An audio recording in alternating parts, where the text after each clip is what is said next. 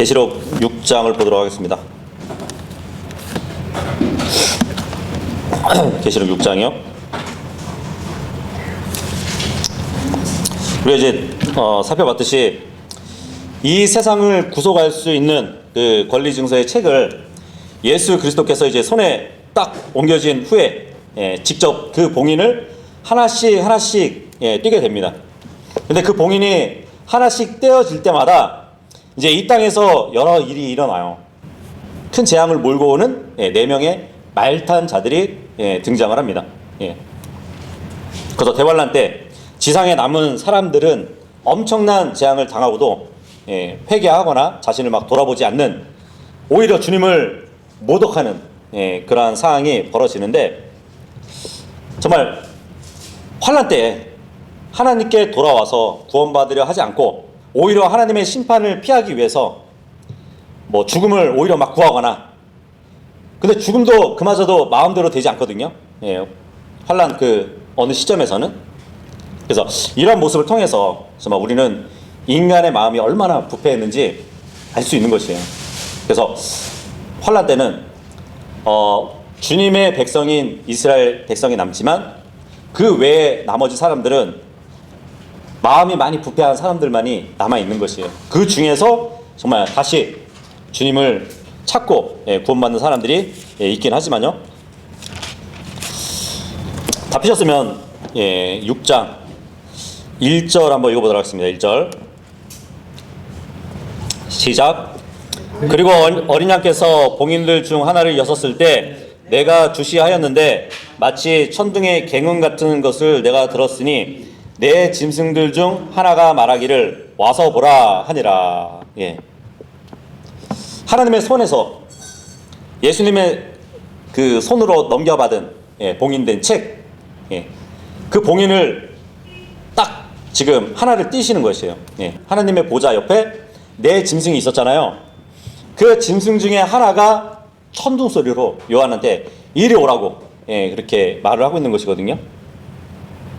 이제 계속 봉인이 떼어질 때마다 짐승들이 하나씩 돌아가면서 와서 보라 이렇게 외칠 것인데, 그 짐승들의 순서에 대해서는 나와 있지 않아요. 그런데 아마도 그 4장 7절에 보면은 첫째 짐승은 한 마리 사자 같았고, 둘째 짐승은 한 마리 송아지 같았고, 셋째 짐승은 한 명의 사람 같은 하나의 얼굴을 가졌고, 넷째 짐승은 날아다니는 한 마리 독수리 같았더라. 요 순서대로 아마 이렇게 돌아가면서 와서 보라 이렇게 하지 않을까, 그냥 추측해 볼 수 있어요. 근데 지금 6장 1절 같은 경우는 첫 번째 짐승이 와서 보라 한단 말이에요. 그러면 4장 7절의 말씀에 의하면 첫 번째 짐승이 뭐죠? 사자의 얼굴을 한 짐승이잖아요. 그치? 사자의 얼굴을 한 짐승이 첫 번째 짐승이란 말이에요. 아마 그 짐승이 와서 보라 하는 거 그렇게 보입니다. 2절 읽어볼게요. 2절 시작. 그리하여 내가 주시하였는데 보라 흰말 한 마리라.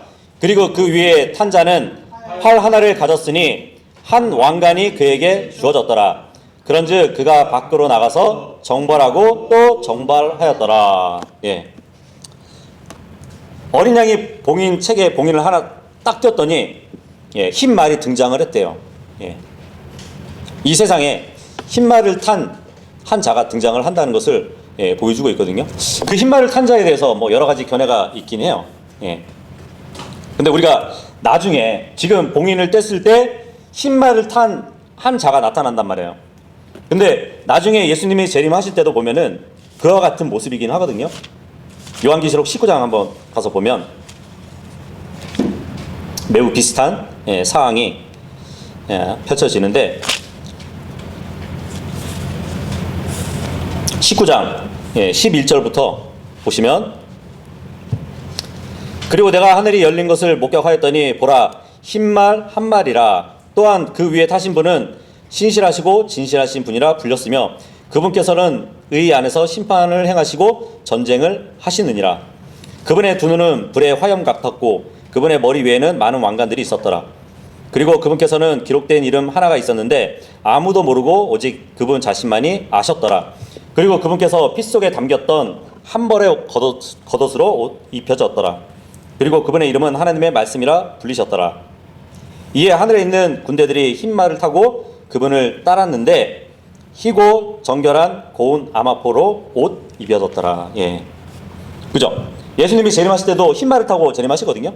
근데 지금 6장 2절에도 보니까 어린 양이 첫 번째 봉인을 딱 떴을 때 흰말을 탄 자가 등장을 한다는 것이에요. 그래서 여기 6장 2절에 이 흰말 탄 자는 예수님이다 하고 이렇게 견해를 갖는 사람들이 있습니다. 예. 근데 프린터블 이제 보시면은 지금 우리가 읽어본 요한계시록 19장에 등장하시는 예수님과 지금 요 6장에 등장하는 흰말 탄 자하고 비교를 한번 해보세요. 예. 전혀 다릅니다. 예. 근데 이거 시간이 좀 가니까 그냥 참고하셔서 비교해보세요. 그리고 이제 요 흰말 탄 자가 예수님이라고 주장하는 그 근거로 다른 성경 말씀을 들어서 얘기하거든요. 하박국서, 예. 하박국 3장 8절. 하박국서 3장 8절하고 9절 보면은 이 주님의 모습이 어떤 모습으로 보이는지 보세요. 주께서 강들을 거슬러 불쾌해 하셨나이까? 당신의 분노가 강들을 대적한 것이었나이까? 바다를 대적하여 당신의 진노가 있으셨으므로 당신께서는 당신의 말들과, 이 말 나오죠? 당신의 구원의 병거들을 타셨나이까? 지파들에 관한 맹세들 곧 당신의 말씀에 따라 당신의 활이 아주 꺼내어졌나이다. 주님의 심판의 도구 중에 하나가 활이래요. 셀라. 당신께서는 강들로 땅을 가르셨나이다. 여기 보니까 예수 그리스도의 재림의 문맥이거든요. 근데 말을 타셨고 활이 나와요. 활. 이렇게 보면은 다시 계시록 6장 2절에 보면은 이 흰말 탄 자는 예수님일 수밖에 없구나 이렇게 보여지죠. 그죠? 예. 여기서 한 마리의 말을 탄 이 자가 그 뒤에 말들이 따르지 않냐. 그러니까 하박국에서 말들이라고 이렇게 복수가 나온 것은 그 주님을 따르는 뒤에 말들을 얘기한다. 우리가 이제 문맥을 쭉 보면은 이 흰말 탄 자 뒤에도 계속 붉은 말이 따르고 검은 말이 따르고 창백한 말이 따르거든요. 그래서 하박국서에 보면은 주님의 말들 했으니까 주님이 탄 말하고 그 뒤에 따르는 말들이 있기 때문에 6장 2절에 이 말 탄 자는 예수님이다 그러는 것이에요. 거기다가 또 활을 들었다 그랬잖아요. 활. 하박국서에도 보면은 주님이 나중에 활을 들었다는 말이 나온단 말이에요. 영어로 활 하면 뭐죠? 보우잖아요. 보우. 네. 무지개란 말이에요. 무지개를 뜻한단 말이에요. 그래서 봐라. 주님이 활을 들었다는 것은 언약을 가지고 등장하시는 분으로 말씀해 주시는 거다. 예, 그렇게 얘기를 하는 것이에요. 예. 매우 그럴싸하죠. 그죠? 그런데 6장 2절에 흰말 탄 자는 그리스도가 아니에요. 물론 아까 계시록 19장 말씀하고 비교해 보시라고 말씀드리기도 했죠. 근데 지금 예수 그리스도는 하늘에서 죽임당한 어린 양으로서 두루마리의 책의 봉인을 떼고 계시잖아요. 그죠? 예. 근데 그 주님이 지금 또 등장을 한단 말인가요? 예. 그래서 계시록 19장에서 흰말 탄 자로 다시 예수님이 등장할 때까지는 예수님은 등장하지 않아요. 여기서 말 탄 자는 적그리스도입니다. 적그리스도. 예. 예수 그리스도를 위장할 뿐이에요. 매우 비슷하게. 나중에 이제 이 적그리스도는 로마 제국의 그 열 왕국을 연합해 가지고 이 세상을 지배하는 통치자로 나올 것이거든요. 다가올 이제 그 세계 정부의 우두머리가 되어가지고 유대인과 이제 언약을 체결한단 말이에요. 그래서 이 흰말 탄 자는 이 세상에 나타날 강력한 정복자를 의미한다고 봐야 됩니다. 관을 받았다는 말을 지금 표현하잖아요. 그죠? 2절에 보니까 한 왕관이 그에게 주어졌더라 그러잖아요. 그죠? 누군가에게 추앙을 받았다는 그 의미를 얘기할 수도 있고 누군가에게 드높임을 받았다는 의미일 수 있어요. 예. 그래서 흰말은 전쟁 때 쓰는 말이 아니라 승리한 후에 타는 말이란 말이에요. 왜냐하면 전쟁 시에는 쉽게 적에게 노출되는 색깔이란 말이에요. 그래서 전쟁에서 승리한 로마의 장군들은 병거를 타고 로마의 거리를 다니기도 했었어요. 그리고 지금 6장 2절에 보니까 바깥으로 나가서 정벌하고 또 정벌하였더라 이 말씀을 해주고 있거든요. 그러니까 이 세상 끝에 나타날 정복자 적그리스도는 승리의 승리를 거듭하고 다닐 것이라는 말씀을 해주고 있습니다. 이 흰말 탄자는 한 왕관이 주어졌는데 지금 활을 하나 들고 있어요. 그죠? 활은 무기를 쓸 수 있는 건데 지금 뭐가 없냐면 화살이 없어요. 그죠? 어떻게 화살이 없는데 활만 들고 정벌하고 이렇게 다닐 수 있을까요? 이것은 싸움이나 전쟁을 치르지 않고도 정복할 수 있는 인물이라는 것을 말해주는 것이에요. 예. 어떤 물리적인 충돌 없이도 정복할 수 있는 능력을 갖춘 자가 나온다는 얘기예요. 그럼 어떻게 나라를 정복하고 다녔을까요? 무기를 안 쓰고. 그래서 앞으로 나올 적그리스도가 어떻게 그렇게 정벌을 하고 다니는지 다니엘서 8장 25절 한번 보도록 할게요. 그리고 그는 자신의 정책을 통하여 또한 술수를 자기 손 안에서 형통하게 할 것이며 그는 자기 마음속으로 스스로를 드높일 것이니 평화를 써서 많은 이들을 멸하리라. 평화를 들고 많은 이들을 멸할 것이래요. 흰말을 탔어요. 흰색 하면은 평화를 또 얘기해 주잖아요. 그죠? 활은 들었는데 화살이 없어요. 무기를 안 쓰고도 정복할 수 있는 정복할 수 있는 한 인물이란 말이에요. 그래서 그게 뭐냐? 그 무기가 뭐냐? 활이 아니고 평화라는 슬로건을 써가지고 멸한다는 얘기예요. 그래서 통치자들 중에 통치자를 대적하여 일어서리라. 그러나 손을 대지 아니하고 그가 부서지리라. 바벨론 종교의 창시자가 니무롯인데 활을 쓰는 사냥꾼이었어요. 그래서 속담이 있거든요. 니무롯은 하나님 앞에 사냥꾼이라는 그런 속담이 있단 말이에요. 그리고 한 인물이 또 있는데 적그리스도의 유형 중에 한 인물이 누구냐면 야곱의 형 에서예요. 근데 에서도 사냥꾼이었어요. 활을 쓰는 자였단 말이죠. 앞으로의 적그리스도는 활도 없이 활씨를 당기는데 두 손가락으로 이렇게 하는 그 인사법 혹시 아시나요? 보통 활을 쓰게 되면은 두 손가락으로 이렇게 잡고 쏘잖아요. 근데 교황들 인사할 때 보면 이렇게 인사하는 거 알죠?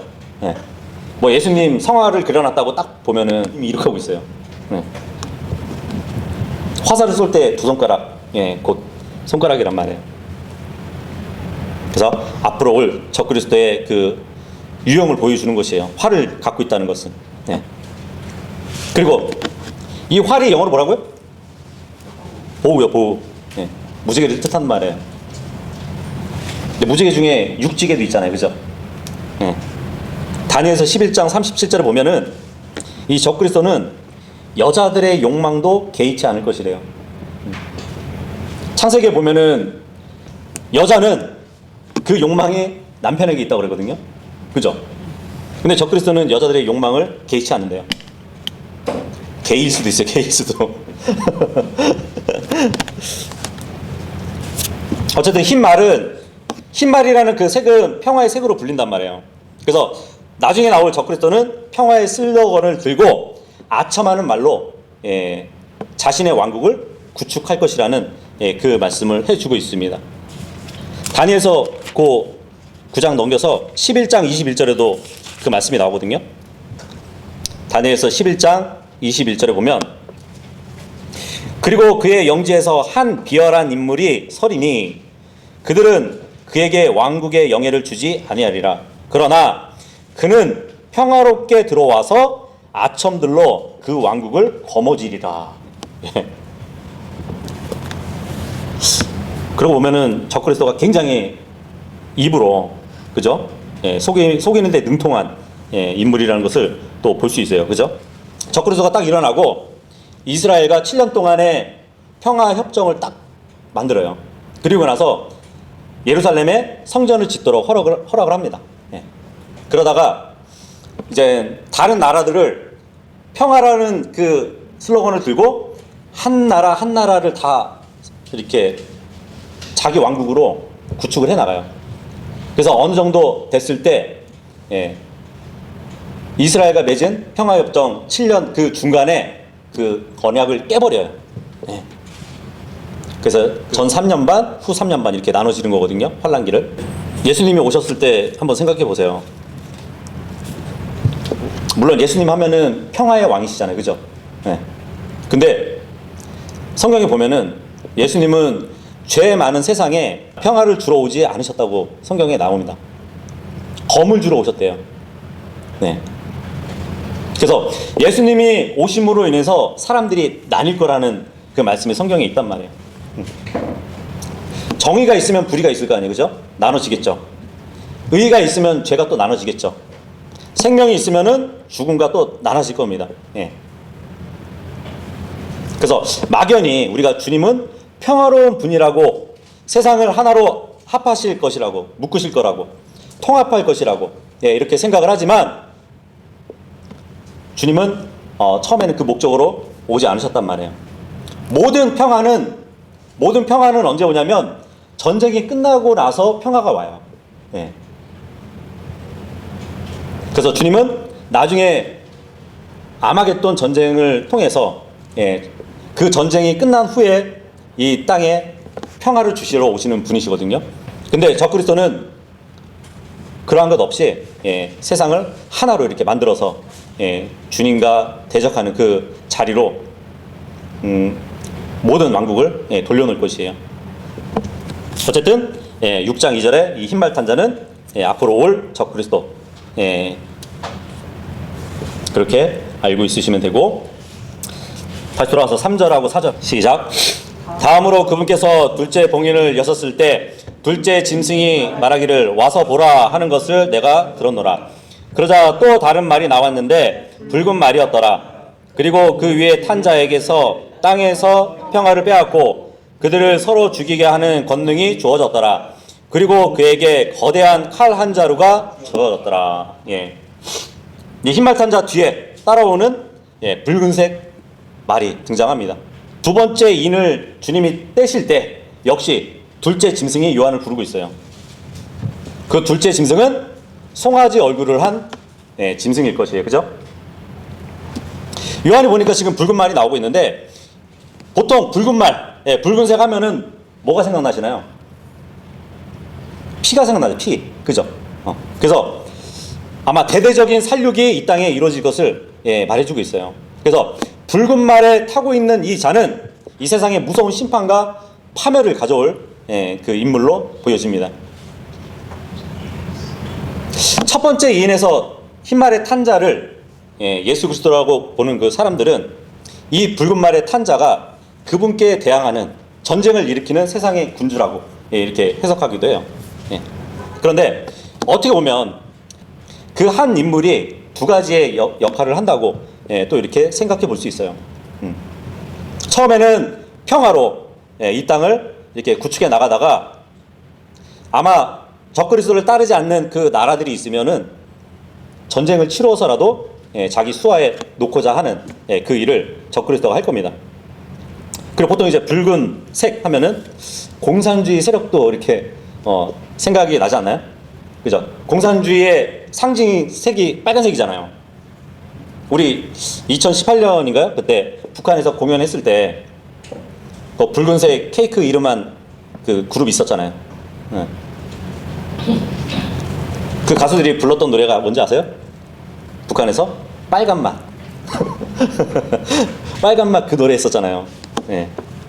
물론 이제 뭐 공산주의라고 이렇게 뭐 딱 해석하기에는 우리가 종말론적인 그 사건을 오늘날 역사 배경하고 이렇게 짜맞추는 것으로 보이기 때문에, 예, 뭐 꼭 그렇다고 할 수는 없지만 적그리스도가 독재자로 서기 위한 체제가 공산주의가 낫거든요.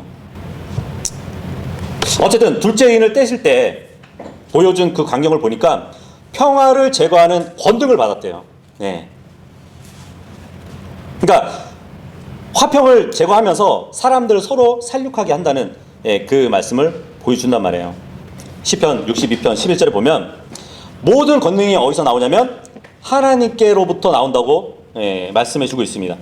그렇다면 평화를 제거할 수 있는 이 권능은 누구한테 올까요? 하나님이 주셨기 때문에 그 권능을 가지고 그 일을 하는 것이에요. 마치 사탄이 내가 저 욥을 어떻게 해도 되겠습니까? 했을 때 주님이 그래 생명만 빼고 네가 하고 싶은 대로 해, 그런 권능을 주었던 것처럼 지금 이 붉은 말을 산 자에게 평화를 제거하는 권능을 주님이 주셨다고 볼 수 있겠죠. 그렇게 보면 둘째 봉인이 첫째 봉인의 연속상에 있다면 흰말 탄 자의 그 평화 기간은 그렇게 오래 가지 못했다고 또 볼 수도 있겠네요. 그죠? 어떻게 보면은 세계 2차 대전의 그 전쟁은 그냥 한낮에 연습 경기처럼 보일 정도로 굉장히 큰 전쟁을 가져올 그 자로 보여집니다. 어쨌든 적그리스도에게 대항하는 세력들이 분명히 있을 것이에요. 근데 결국 적그리스도는 본색을 드러내고 사람들을 손쉽게 통제하기 위해서 자신의 군을 가지고 전쟁을 치를 것이에요. 그래서 굴복하게 만들 그러한 일들이 있을 것을 또 보여주고 있습니다. 5절하고 6절 읽겠습니다. 시작. 다음으로 그분께서 셋째 봉인을 여셨을 때 셋째 짐승이 말하기를 와서 보라 하는 것을 내가 들었노라. 그리하여 내가 보았는데 보라 거물만 한 마리라. 그리고 그 위에 탄 자는 자기 손 안에 한 쌍의 저울들을 가졌더라. 이어서 네 짐승들 한가운데서 한 음성이 말하기를 1도량의 밀이 1펜이요 3도량의 보리가 1펜이라. 그리고 너는 기름과 포도즙을 손상시키지 않도록 주의하라 하는 것을 내가 들었노라. 셋째 인을 떼자 이제 짐승 중에 사람의 얼굴을 한 짐승이 이제 불러요. 와서 보라고. 근데 검은 말이 등장하거든요. 검은 말, 검은색 하면은 재앙과 심판을 또 이렇게 상징해 보여주는 색이잖아요. 그죠? 기근, 슬픔, 그런 색깔을 의미한단 말이에요. 요 전에 말이 붉은색 말이었죠. 큰 전쟁이 일어나고 나서 그 전쟁에 뒤따르는 것이 뭐냐면 굶주림이에요. 굶주림. 그래서 굶주림이 얼마나 고통스러운지 차라리 그 전쟁에서 죽는 게 나았을 것이라는 그런 성경 말씀도 있어요. 에레미야 예가서 한번 보도록 할게요.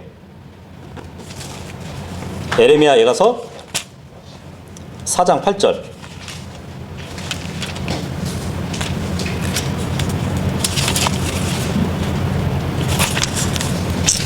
에레미야 예가서 4장 8절하고 9절 보시면 그들의 안면은 어느 숲보다 더 검어졌더라.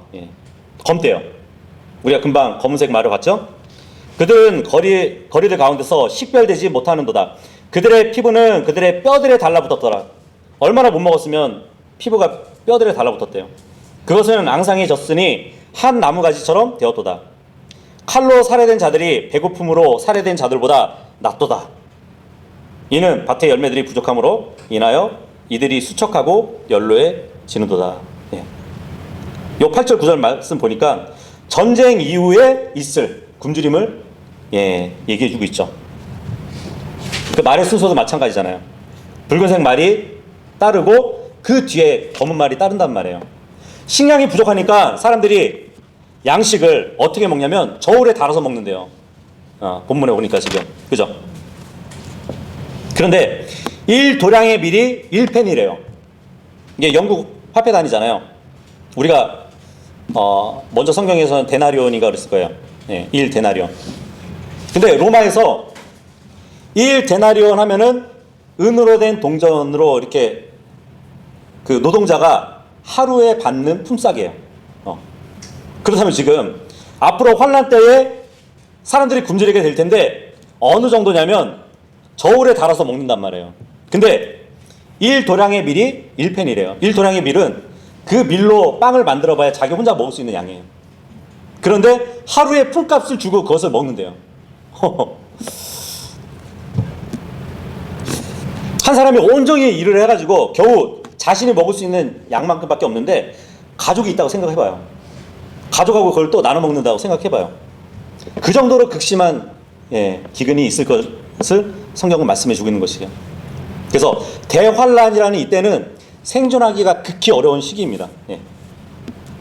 자, 이럴 때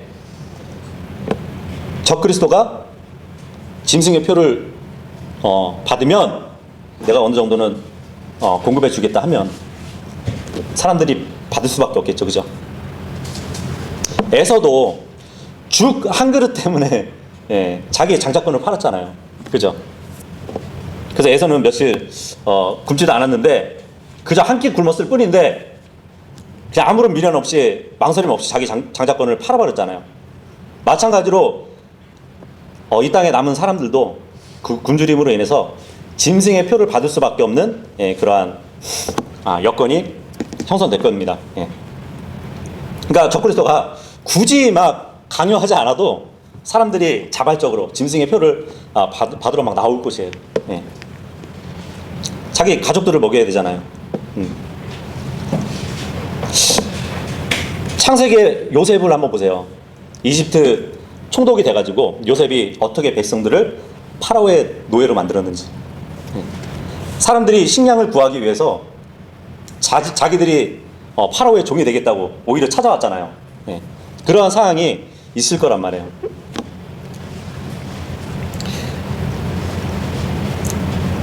그리고 6절 다시 보시면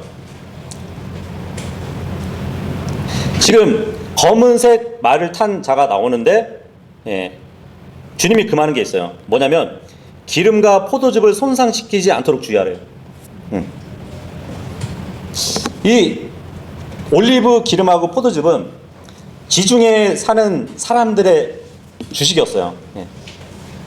출애굽기 29장 40절이나 레위기 23장 13절에 보면은 기름과 포도즙은 주님께 올리는 헌물이에요. 그리고 신명기 12장 17절하고 14장 23절에 보면은 기름과 포도즙은 주님께 올리는 11조예요. 그리고 기름과 포도즙은 주님이 이른비와 늦은비를 제때 주실 때 수확할 수 있는 것들이에요. 그때 거두는 농작물이란 말이에요. 그래서 환난 가운데 새 성전이 세워지면 유대인이 주님께 드릴 희생물이 될 그것을 남겨두시려고 할 수도 있을 겁니다. 그래서 이때의 기근은 어느 정도 제한적인 기근을 나타낸다고 볼 수도 있어요. 그러니까 주님이 이들에게 권능을 줘도 제한적인 권능을 준다는 것을 볼 수 있습니다. 어쨌든 기름과 포도즙은 대환란 기간에 어떻게 보면 상처를 치유하는 약이 될 수도 있어요. 뭐 누가복음 10장 34절에 보면은 그 선한 사마리아인 비유에 보면은 그죠? 포도즙하고 기름으로 이렇게 병을 치유해주는 일이 있잖아요. 디모데전서 5장 23절에 보면은 디모데도 포도즙으로 이렇게 위장을 위해서 먹기도 했었고요. 야고보서 5장 14절에도 보면은 상처를 위해서 그 기름을 바르라는 말씀이 있죠. 기름을 부으라고. 그래서 어떻게 보면은 이 대환란 때에 기름과 포도즙이 해치지 않아지는데 중요한 거는 부유층에는 별 문제가 되지 않는데 가난한 사람들에게는 아마 이게 주어지지 않을 수도 있어요. 그래서 이제 조금 더 있으면 이제 계시록 16장 4절에 가면은 모든 물의 근원들이 피가 돼가지고 마실 물이 없게 되거든요. 부유층 사람들은 마실 물이 없을 때 이것을 대신할 수 있겠죠. 하지만 가난한 사람들은 더욱 살기 힘든 세상이 오게 될 것이에요. 붉은색 말을 뒤따르는 것이 검은색 말이에요. 예전에 전쟁을 수행하는 그 나라들을 보면은 거의 남자들이 군인으로 동원이 많이 돼요. 그래서 아무도 들판에서 정착할 수 있는 사람들이 없어요. 많이 남지 않는단 말이에요. 그래서 나중에 기근의 결과가 따르게 되는 것이에요. 그래서 극심한 기근의 기간에도 적그리스도는 어떻게 해서든 식량을 모을 것입니다. 예. 그래서 식량을 많이 비축해두고 돈이 없는 경제, 예, 적그리스도의 표를 받는 그 세상을 또 구축해 나갈 것이에요. 그래서 대환란 때는 정말 양식을 구하기가 힘들 겁니다. 예. 그래서 주님은 유대인들한테 너희가 어떻게 기도해야 할 것인지, 예, 말씀해 주셨어요.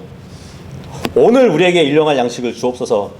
예, 그 기도가 환란 때, 예, 행해질 기도인 것이에요. 예. 왜냐하면 대환란 때는 이제 매일의 일용할 양식이 없으면 생존하기 힘들기 때문이죠.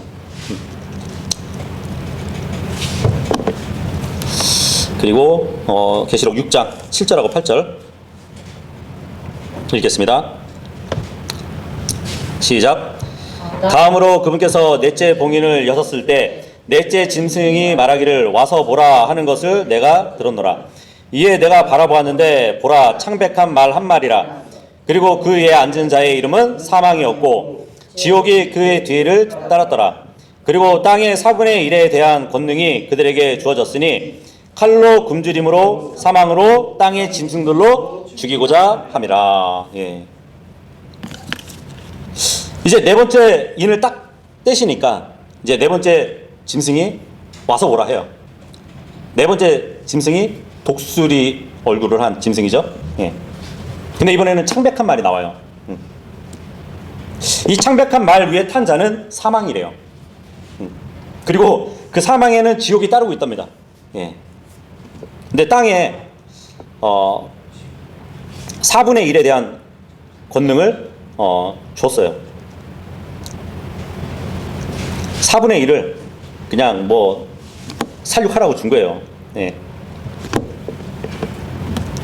그러니까 이 대환란 때가 엄청난, 예, 무시무시한 때라고 우리가 볼 수 있는데, 그 에레미야서 15장 4절에 보면은 주님은 네 가지의 심판의 도구를 말씀하시거든요. 근데 지금 요거를 잘 기억하세요. 지금 8절에 보니까 칼로 굶주림으로 사망으로 땅의 짐승들로 죽이신대요. 그죠? 에레미야서 15장 2절 3절. 에레미야서 15장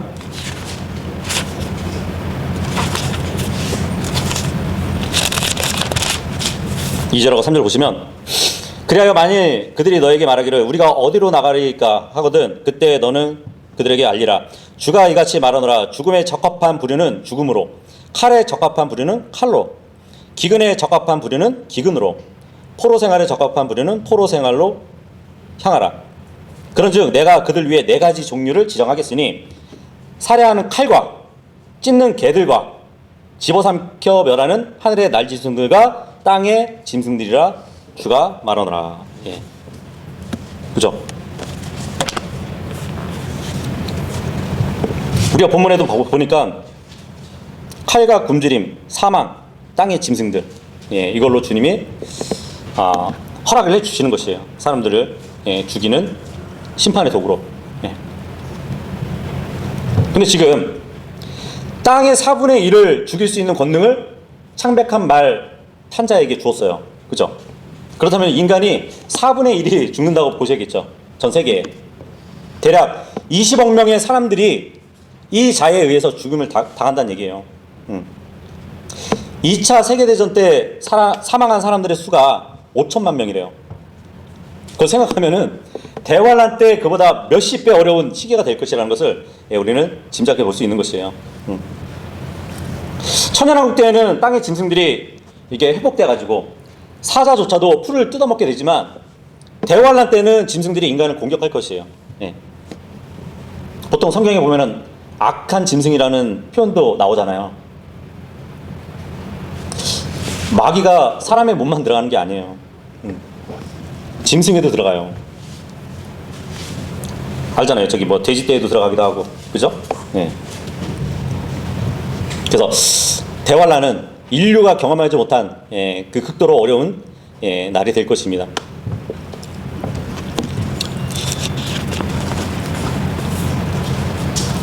에스겔서도 한번 찾아볼까요? 에스겔서 14장 21절에 보면 이는 주 하나님이 이같이 말하기 때문이라 하물며 내가 나의 네 가지 극렬한 심판들, 여기서 네 가지 나오죠? 곧 칼과 기근과 고약한 짐승과 역병을 예루살렘 위에 보내서 사람과 짐승을 그것으로부터 끊어버릴 때에는 얼마나 더 그러하겠느냐. 예.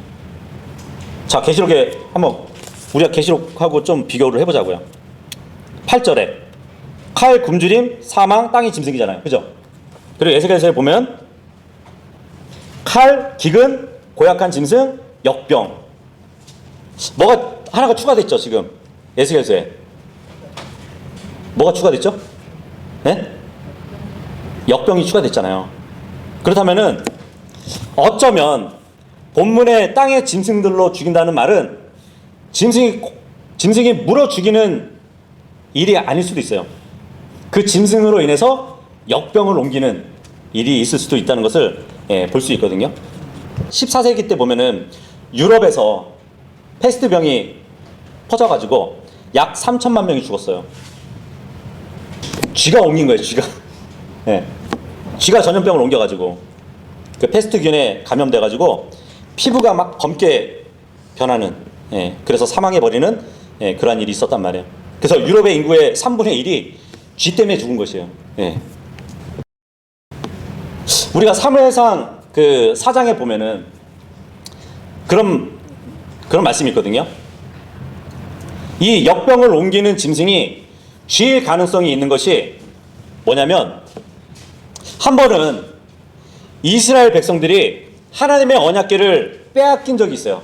어디한테 빼앗겼냐면 필리스타인 사람들한테 빼앗긴 적이 있었어요.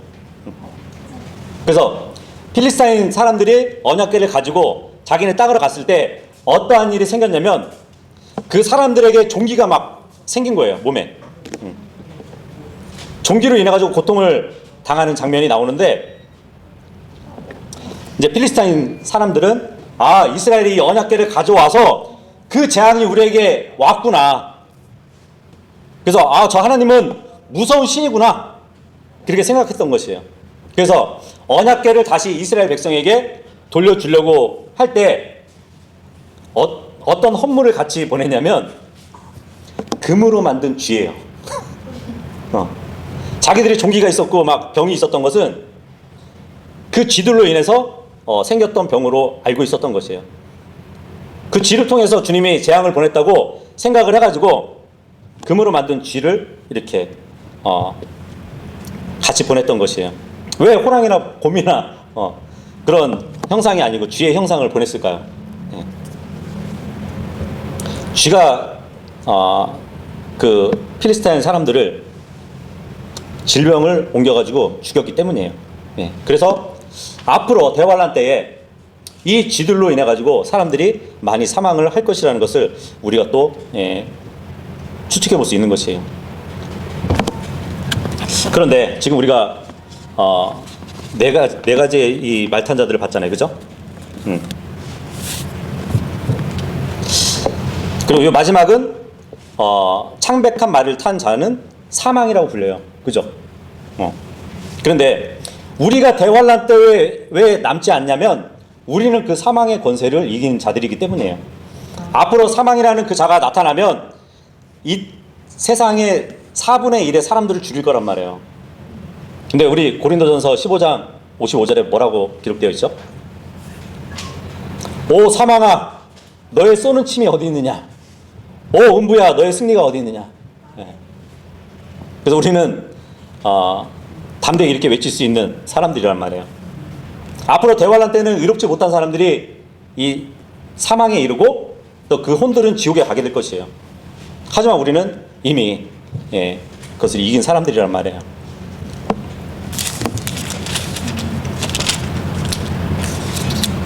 그런데 주님이 지금 이 흰말, 붉은 말, 검은 말, 창백한 말, 이것으로 인해서 뒤따라올 그 일들을 예수님이 미리 제자들한테 말씀해 주신 거 아세요? 7 봉인을 떼기 합당하신 그 예수 그리스도가 이 땅에 있을 때 이미 대환란 때에 일어날 그 현상을 미리 말씀해 주셨어요. 마태복음 24장 한번 보도록 할게요.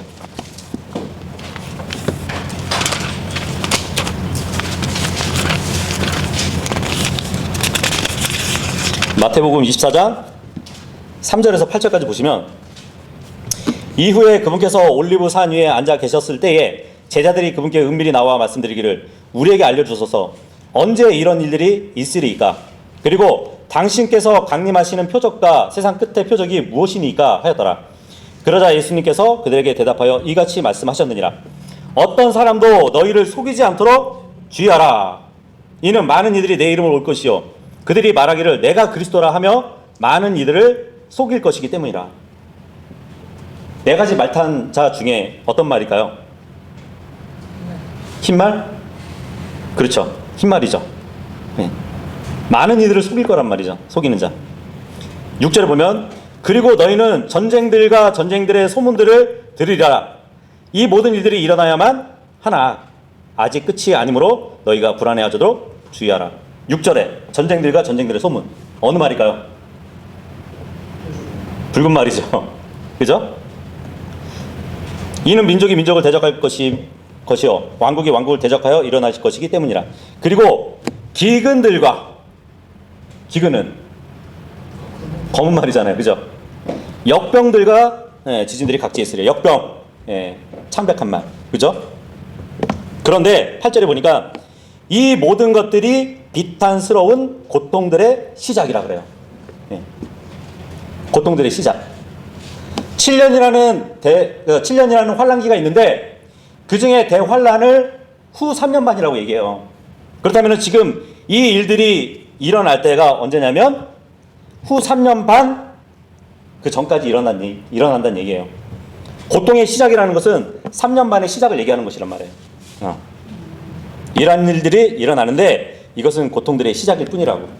그러니까 전 3년 반에 일어날 그 일들이라는 것을 예수님이 말씀해 주셨습니다. 다시 우리가 본문 돌아와서 계시록 6장 8절에 보면 이 창백한 말 있죠. 이 창백한 말, 이 헬라어 뜻이 클로로스라는 말인데 여기서는 창백하다라는 말로 나왔는데 마가복음 6장 39절에 보면은 예수님이 오병이어의 표적을 일으켜 주실 때 사람들을 어디에 앉혔냐면 푸른 잔디 위에 앉혔어요. 그래서 그 푸른색 할 때 같은 단어예요. 푸른색. 푸른 잔디 할 때. 그리고 계시록 8장 7절에 보면 첫째 천사가 나팔을 불 때 피 섞인 우박을 땅에 쏟아 부을 것인데 거기 보면 푸른 풀이 다 타버렸다고 말할 때 푸른 풀, 푸른 풀 할 때 그 푸른색을 얘기하는 단어가 이 크로로스예요. 근데 여기서는 창백하다는 말로 이렇게 쓰였단 말이에요. 다른 데서는 푸른 색으로 이렇게 쓰였는데, 그런데 사람들이 이렇게 창백할 때 보면은 그 빛이 건강한 사람하고 대조되는 그 색이 어떤 색이냐면 녹황색이래요. 녹황색. 녹색이면서 약간의 이제 황색기를 띈다는 얘기예요. 그렇게 보면은 지금 이 말들의 색을 보면은 첫 번째는 흰색, 두 번째는 붉은색, 세 번째는 검정색, 마지막 색은 녹색. 이렇게 볼 수도 있잖아요. 그죠? 중동 지역에 있는 나라들의 국기 색이에요. 거기에 네 가지 색이 다 들어가 있죠. 그죠? 그래서 마지막 때의 주 무대가 이스라엘을 중심으로 해서 그 중동 지역이 될 것을 또 의미해 줄 수 있을 것입니다. 어쨌든 우리가 여기까지 오늘은 살펴봤는데 예수님이 그 고통의 시작일 뿐이라고 말씀해 주셨던 것처럼 대환란 전에 일어날 이 일들이 분명 일어날 것입니다. 그리고 다음 주에는 이제 5번째 그 봉인을 떼시는 것부터 또 우리가 살펴보도록 하겠습니다.